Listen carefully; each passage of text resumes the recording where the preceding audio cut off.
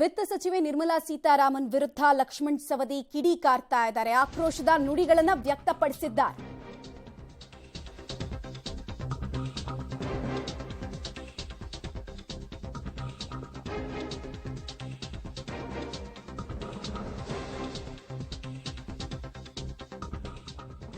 ನಿರ್ಮಲಾ ಸೀತಾರಾಮನ್ ಅವರನ್ನ ಆಯ್ಕೆನೇ ಮಾಡಬಾರ್ದಾಗಿತ್ತು. ಇದಕ್ಕಿಂತ ದುರ್ದೈವ ಇನ್ನೇನಿದೆ? ಬಿಜೆಪಿ ಸಂಸದರು ಮೇಜು ಕುಟ್ಟೋಕೆ ಮಾತ್ರ ಸೀಮಿತ ಅಂತ ಲೇವಡಿ ಮಾಡಿದ್ದಾರೆ.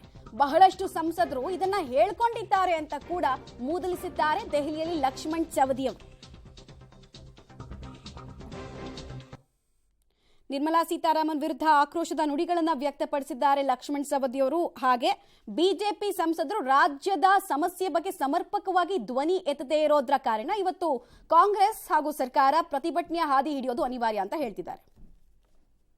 ಕರ್ನಾಟಕಕ್ಕೆ ತೆರಿಗೆ ಅನ್ಯಾಯ ಆಗ್ತಾ ಇದೆ, ಅನುದಾನದಲ್ಲಿ ಅನ್ಯಾಯ ಆಗ್ತಾ ಇದೆ ಅಂತ ಕಾಂಗ್ರೆಸ್ ಆರೋಪಿಸಿ ನಾಳೆ ದೆಹಲಿಯಲ್ಲಿ ಬೃಹತ್ ಪ್ರತಿಭಟನೆಯನ್ನ ಮಾಡ್ತಾ ಇದೆ. ಇದಕ್ಕೆ ಸಂಬಂಧಪಟ್ಟಂತೆ ಮಾತಾಡಲಿಕ್ಕೆ ನಮ್ಮ ಜೊತೆಗೆ ಲಕ್ಷ್ಮಣ್ ಸವದಿ ಅವರು ಇದ್ದಾರೆ. ಬನ್ನಿ ಮಾತಾಡ್ಸೋಣ. ಸರ್, ಕರ್ನಾಟಕಕ್ಕೆ ಅನ್ಯಾಯ ಆಗ್ತಿದೆ ಅಂತ ಕಾಂಗ್ರೆಸ್ ಪ್ರತಿಭಟನೆ ಮಾಡ್ತಾ ಇದೆ. ನೀವು ಕೂಡ ಪ್ರತಿಭಟನೆಯಲ್ಲಿ ಭಾಗಿಯಾಗ್ತಿದ್ದೀರಿ. ಏನು ಹೇಳ್ತೀರಿ? ಮೊದಲನೇದಾಗಿ ನಮಗೆ ಈ GST ಬಂದ ಮೇಲೆ ಕರ್ನಾಟಕಕ್ಕೆ ನಮಗೆ ಸಿಗ್ತಕ್ಕಂಥ ನ್ಯಾಯಸಮ್ಮತವಾಗಿರ್ತಕ್ಕಂಥ ಅನುದಾನ ನಮಗೆ ಸಿಗದೇ ಇರೋದ್ರಿಂದ ಇವತ್ತು ಅನಿವಾರ್ಯವಾಗಿ ನಾವು ಪ್ರತಿಭಟನೆ ಮಾಡ್ತಕ್ಕಂಥ ಸಂದರ್ಭ ನಮ್ಮ ಮುಂದೆ ಅನಿವಾರ್ಯ ಆಗಿದೆ. ಅದನ್ನು ಮಾಡ್ತಾ ಇದ್ದೀವಿ.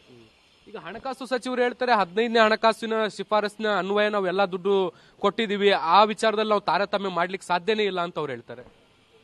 ನಾವು ನಮ್ಮ ರಾಜ್ಯದಿಂದ ಅವರನ್ನು ಆಯ್ಕೆ ಮಾಡಿದ್ದೇ ಮೊದಲು ನಮ್ಮದು ದೊಡ್ಡ ತಪ್ಪು ಅಂತ ನಾವು ಅನ್ಕೊಂಡಿದ್ವಿ. ನಮ್ಮ ರಾಜ್ಯದಿಂದ ಆಯ್ಕೆಯಾಗಿ ಹಣಕಾಸು ಮಂತ್ರಿಗಳಾಗಿ ನಮ್ಮ ರಾಜ್ಯಕ್ಕೆ ಅನ್ಯಾಯ ಆಗ್ತಕ್ಕಂಥದ್ದನ್ನ ಅವರು ಡಿಫೆಂಡ್ ಮಾಡ್ಕೋತಾರ ತಂದಾಗ ಇದು ನಮ್ಮ ದುರ್ದೈವ ಅಂತಾನೆ ಹೇಳ್ಬೇಕಾಗತ್ತೆ. ಸಂಸದರು ಕೂಡ ಈ ವಿಚಾರದಲ್ಲಿ ಮಾತಾಡ್ತಾ ಇಲ್ಲ ಅನ್ನೋ ಆರೋಪಗಳಿದಾವೆ. ಯಾಕೆ ಸಂಸದರು ಮಾತಾಡ್ತಾ ಇಲ್ಲ? ಪಾಪ ಚುನಾವಣೆ ಬಂದಿದೆ, ಏನಾದ್ರೂ ಮಾತಾಡಿದ್ರೆ ನಮ್ಮ ರಾಜಕೀಯ ವ್ಯತ್ಯಾಸಗಳಾಗಬಹುದು ಅಂತಕ್ಕಂಥ ಹೆದರಿಕೆ ಇರಬಹುದು. ಅದರಿಂದ ಹೇಳಲಿಕ್ಕಿಲ್ಲ.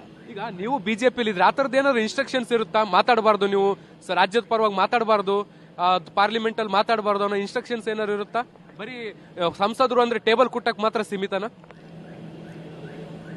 ಬಹಳಷ್ಟು ಜನ ಆಫ್ ದ ರೆಕಾರ್ಡ್ ಅದನ್ನೇ ಹೇಳ್ತಾರೆ. ನಮ್ಮ ಕೆಲಸ ಏನಪ್ಪಾ ಅಂತಂದ್ರೆ ಟೇಬಲ್ ಬಾರಿಸೋದು, ಕೂಗೋದು, ಜೈಕಾರ ಹಾಕೋದು, ಅಷ್ಟಕ್ಕೆ ಸೀಮಿತ ಆಗಿದೀವಿ ಅಂತ ಹೇಳಿ ಆಫ್ ದ ರೆಕಾರ್ಡ್ ಬಹಳಷ್ಟು ಜನ ಹೇಳ್ತಾ ಇದ್ದಾರೆ. ಬಟ್ ಅದನ್ನ ನಾವು ಯಾರು ಏನು ಅಂತ ಹೇಳಕ್ ಆಗಲ್ಲ. ಪಾಪ ವಿಶ್ವಾಸದಿಂದ ಹೇಳಿರ್ತಾರೆ. ಅದನ್ನೇ ನಾವು ಬಹಿರಂಗ ಪಡಿಸಿದ್ರೆ ವಿಶ್ವಾಸಕ್ಕೆ ನಾವು ಧಕ್ಕೆ ತಂದಂಗಾಗುತ್ತೆ. ಈಗ ದೆಹಲಿಯಲ್ಲಿ ಪ್ರತಿಭಟನೆ ಮಾಡೋದ್ರಿಂದ ಏನ್ ಲಾಭ ಸರ್? ಕೇಂದ್ರ ಸರ್ಕಾರ ಎಚ್ಚೆತ್ಕೊಂಡ್ಬಿಡುತ್ತೆ ಅಂತ ಅನ್ಸುತ್ತಾ ನಿಮಗೆ? ನೋಡಿ, ಮಗು ಅತ್ತಾಗನೇ ತಾಯಿ ಹಾಲು ಕೊಡ್ತಾರೆ ಅನ್ನುವಂಥದ್ದು ನಮಗೆಲ್ರಿಗೂ ಕೂಡ ಗೊತ್ತಿರ್ತಕ್ಕ.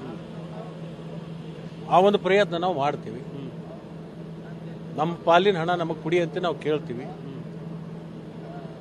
ಕೊಡಬೇಕಾಗಿರ್ತಕ್ಕಂಥದ್ದು ಅವ್ರ ಧರ್ಮ, ಪಡ್ಕೊಳ್ಬೇಕಾಗಿರ್ತಕ್ಕಂಥದ್ದು ನಮ್ಮ ಕರ್ತವ್ಯ. ಧರ್ಮ ಮತ್ತು ಕರ್ತವ್ಯದ ಮಧ್ಯೆ ಇದೊಂದು ಚಳವಳಿ ನಾವು ಮಾಡ್ತೀವಿ. ನೋಡೋಣ, ಕೊಡದೇ ಇದ್ರೆ ಮತ್ತೆ ಮಂದಿನ ದಾರಿ ಹುಡುಕ್ಬೇಕಂದ್ರೆ ಹುಡುಕ್ತೀವಿ. ಚುನಾವಣೆ ಬಂದಿದೆ, ಕಾಂಗ್ರೆಸ್ ಇದೊಂದು ರಾಜಕೀಯ ಸ್ಟಂಟ್. ಚುನಾವಣೆ ಪೂರ್ವದಲ್ಲಿ ಈಗಾಗಲೇ ರಾಜ್ಯದ ಮುಖ್ಯಮಂತ್ರಿಗಳು, ಉಪಮುಖ್ಯಮಂತ್ರಿಗಳು ಬಂದು ಪ್ರಧಾನಮಂತ್ರಿಗಳನ್ನ